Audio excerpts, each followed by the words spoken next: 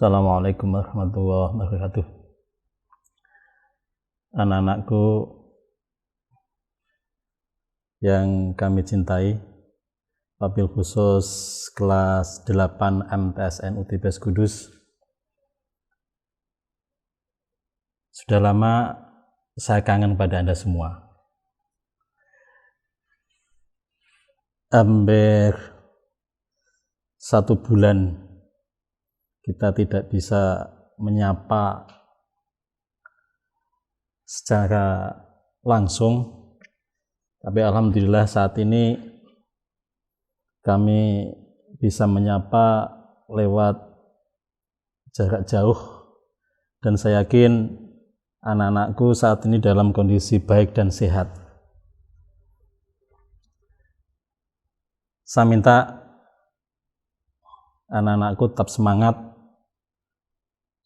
dalam belajar ilmu.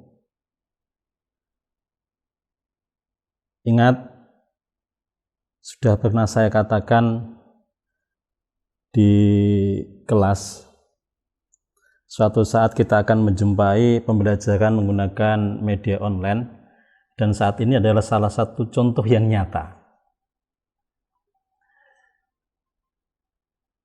Kami di rumah bisa mengajar Anda yang ada di kelas, tapi dalam kondisi COVID-19 ini kita dituntut bisa menyampaikan lewat pembelajaran online.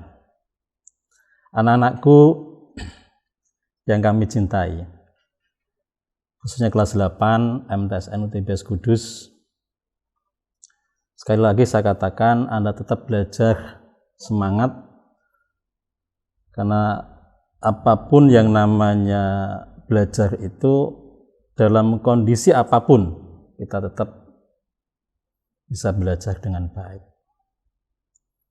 Apalagi Anda ini sekolah di TBS, ini punya 2 kelebihan. Kalau saya menilai, keberuntungan Anda sekolah di TBS itu 2 hal yang tidak dimiliki oleh anak-anak yang tidak sekolah di TBS. 1, Anda akan mendapatkan ilmu. Ini mungkin sekolah yang lain bisa, tapi yang satu ini sebagai pembeda Anda sekolah di TBS dengan tidak, adalah barokahnya ilmu. Saya yakin selama ini Anda tetap mengidolakan TBS karena akan mendapatkan 2 hal itu.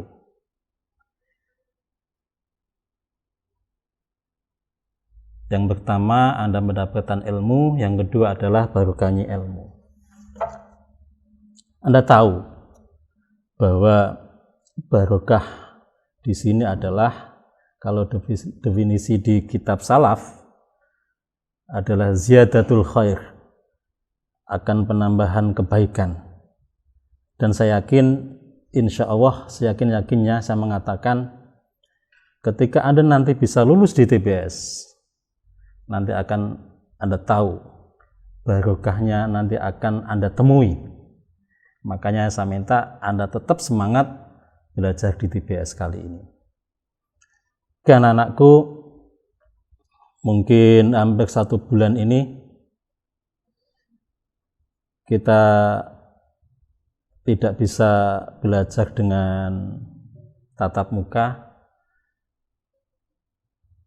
tapi dengan kali ini kita akan menggunakan media online. Kalau dulu materi tentang teks drama sudah saya sampaikan ketika kita masih bertatap muka di kelas, bermuajah di kelas. Saat ini saya akan sampaikan materi selanjutnya adalah di bab 9. Bab 9 ini saya akan sampaikan tentang materi buku fiksi dan non-fiksi. Saya yakin anak-anakku saat ini sudah biasa membaca buku. Apalagi yang namanya membaca itu adalah anjuran agama. Kemudian membaca saya minta menjadi kebiasaan anak-anak di TBS. Kita tahu bahwa anak-anak TBS selama ini yang biasa membaca buku-buku baik fiksi maupun non-fiksi, atau lebih dikenalkan dengan istilahnya membaca yang lain, misalnya baca kitab. Apalagi kalau anak-anak yang saat ini dia juga di samping sekolah TBS, dia juga mondok atau di pondok pesantren, dia juga membaca kitab. Ini adalah salah satu kelebihan anak-anak yang sekolah di TBS. Jadi membaca, saya tekankan, adalah sebuah kegiatan yang harus kita biasakan. Karena Anda bisa menambah suatu ilmu, menambah suatu pengetahuan adalah hasil membaca. Sebetulnya indikasi ini mudah sekali. Ketika Anda punya konsep, punya penyampaian sesuatu, kalau literaturnya banyak atau makhotnya banyak, itu indikasinya Anda biasa membaca. Tapi kalau Anda itu tidak punya kebiasaan membaca, itu bisa dikatakan hasil penyampaian ide atau gagasan Anda sangat sempit sekali. Makanya saat ini saya mau sampaikan tentang apa sih buku fiksi dan non-fiksi itu. Sebelum saya sampaikan, saya minta untuk penyampaian kali ini adalah tentang buku fiksi dan non-fiksi.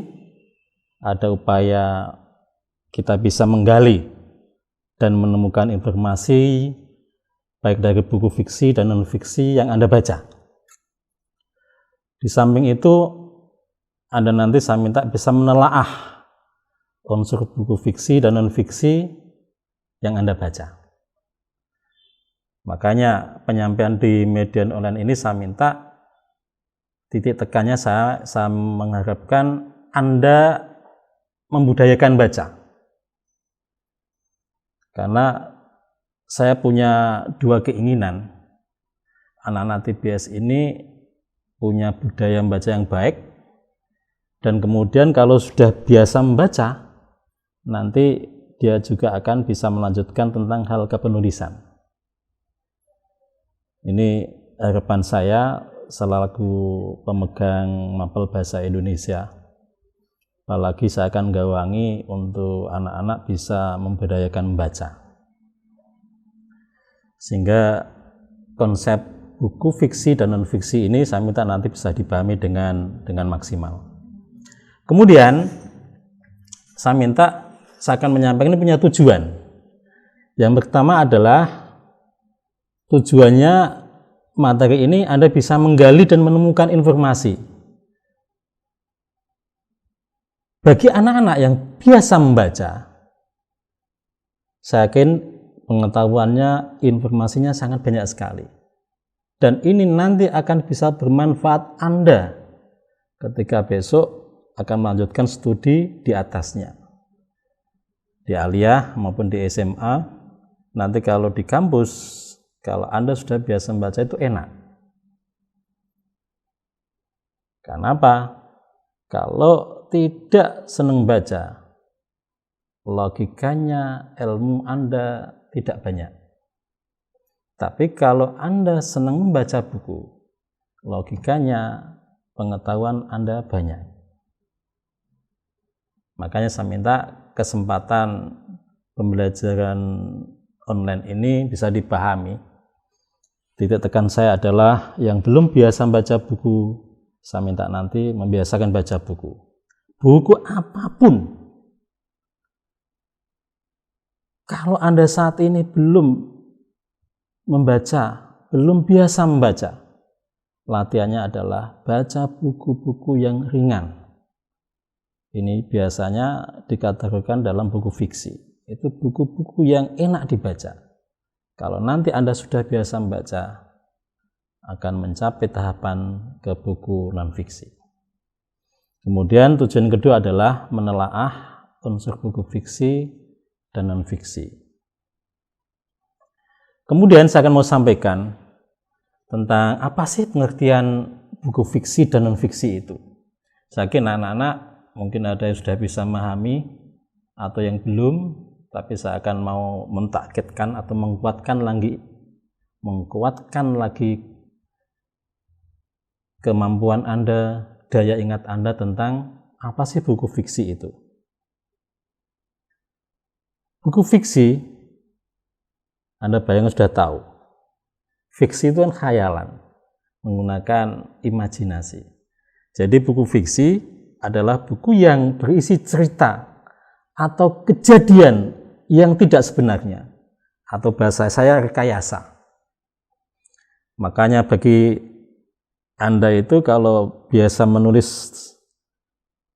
di WA atau di Facebook, kalau mengedepankan dengan imajinasi Anda, berarti Anda sudah punya bakat dalam klasifikasi buku fiksi.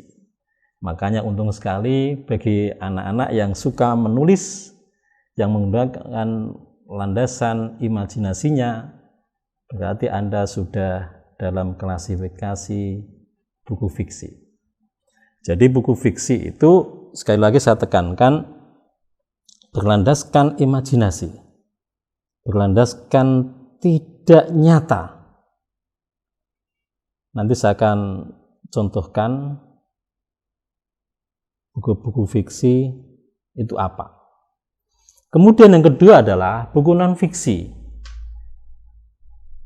Adalah buku yang berisikan kejadian yang sebenarnya, atau bahasa saya kejadian nyata yang disampaikan oleh penulis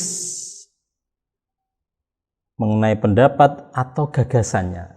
Jadi penulis buku kalau dia menyampaikan pendapatnya dengan dilandasi dengan fakta-fakta, itu masuk klasifikasi buku non-fiksi.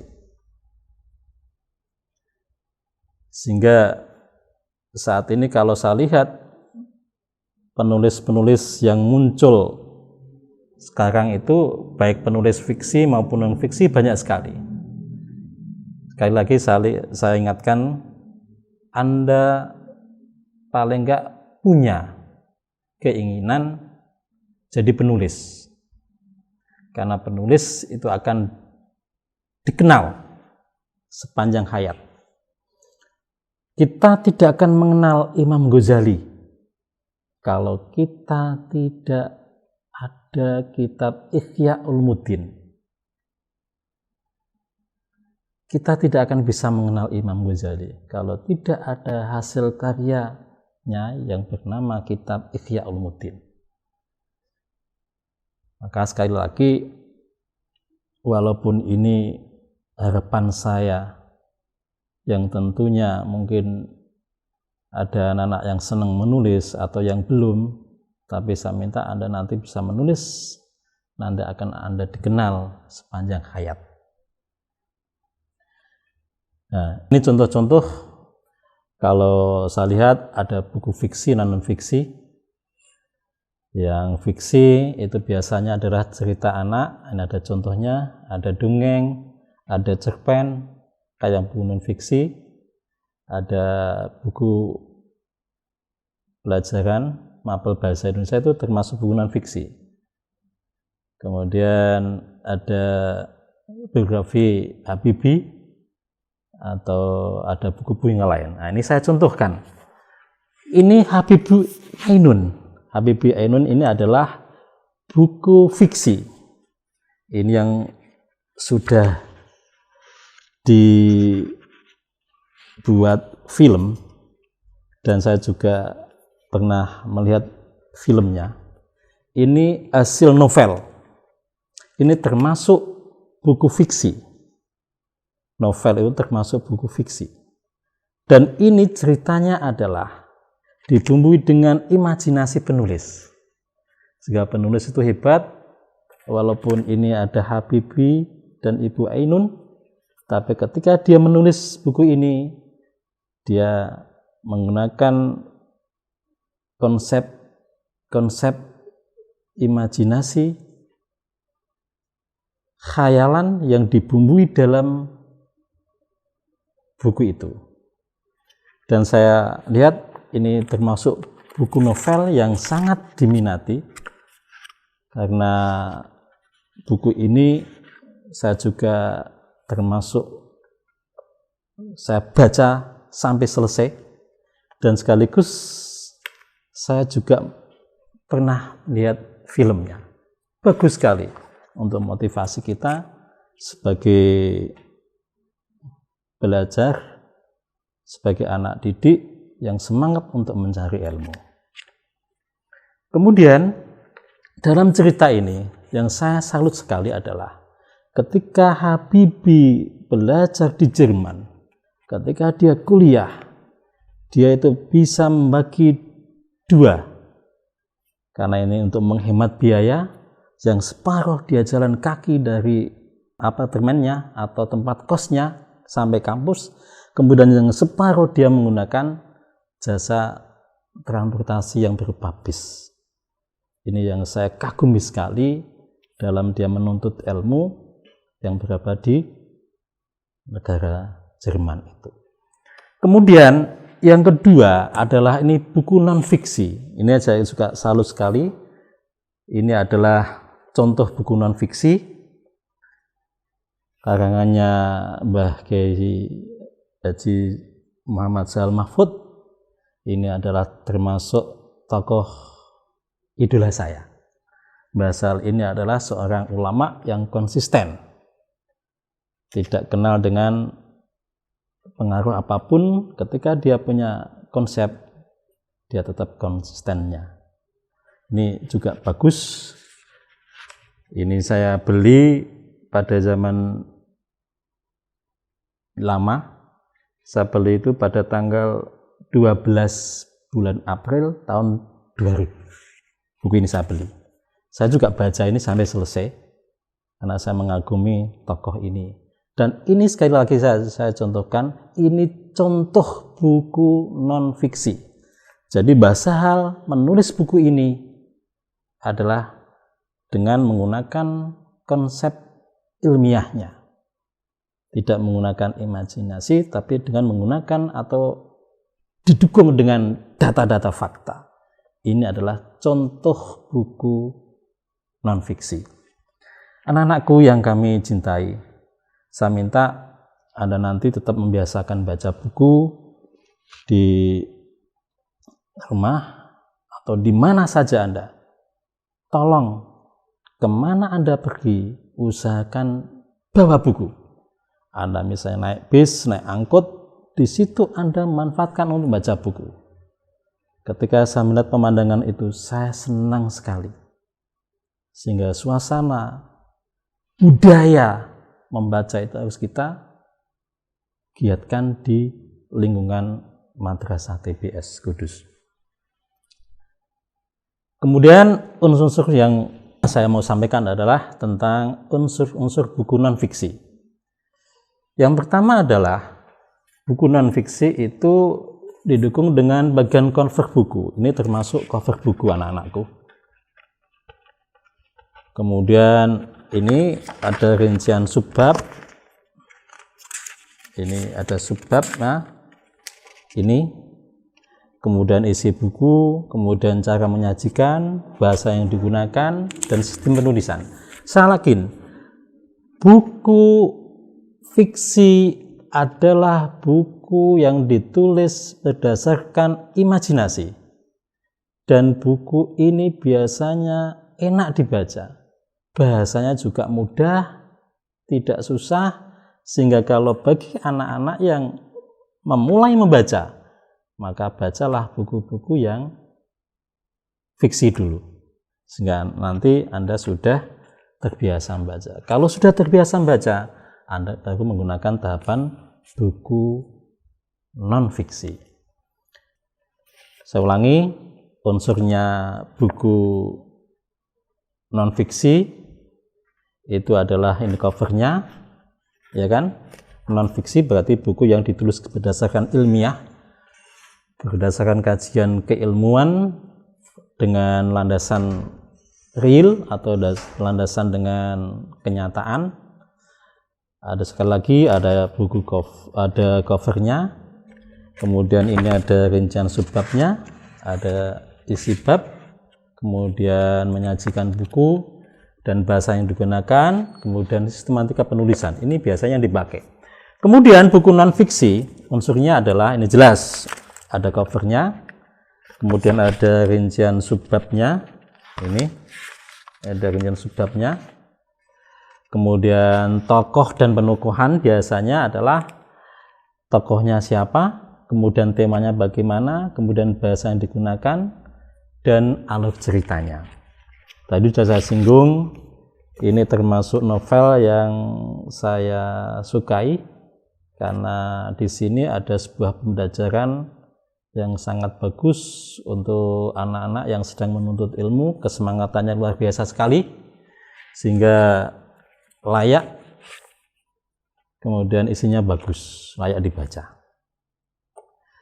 Kemudian biasanya buku fiksi dibangun, yang pertama ada unsur intrinsiknya, kemudian meliputi ada tema, ada tokoh, ada penokohan, ada latar, alur, amanat, dan sudut pandang dan gaya bahasa. Kemudian unsur dari luarnya, unsur intrinsik, meliputi pendidikan penulisnya, latar belakang penulisnya, keadaan sosial, budaya, politik ketika buku itu ditulis. Makanya pesannya itu bisa dilihat dari siapa sih penulisnya itu.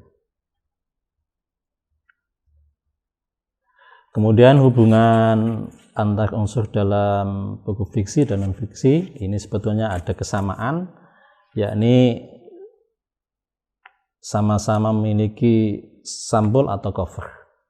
Kemudian ada subbab dan judul babnya, baik fiksi maupun non-fiksi. Sekali lagi anak-anak, ini adalah materi tentang buku fiksi dan non-fiksi yang saya tekankan. Saya minta budaya membaca yang saat ini misalnya belum, mari kita mulai.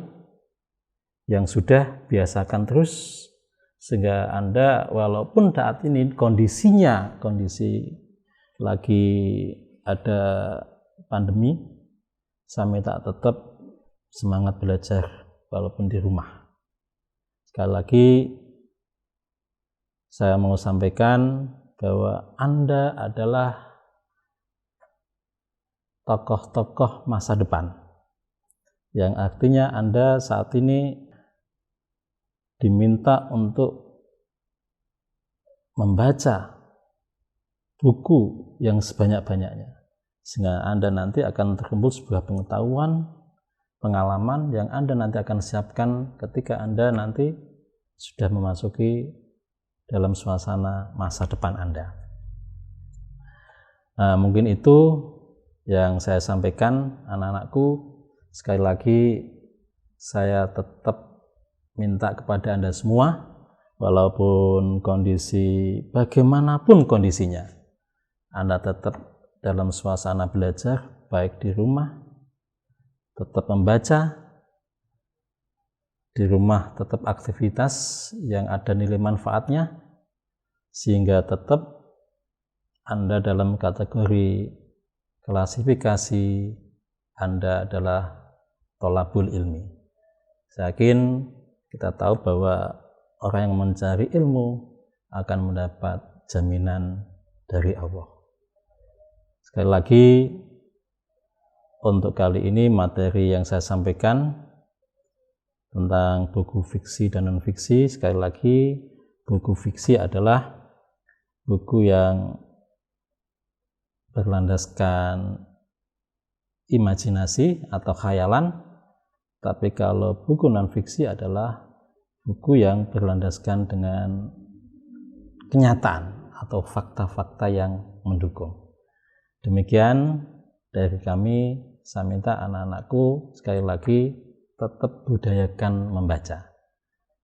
Dari kami ada salah atau khilaf dalam penyampaian ini, dan mungkin kita nanti akan bertemu di suasana yang berbeda. Dari kami saya ucapkan sekian. Assalamualaikum warahmatullahi wabarakatuh.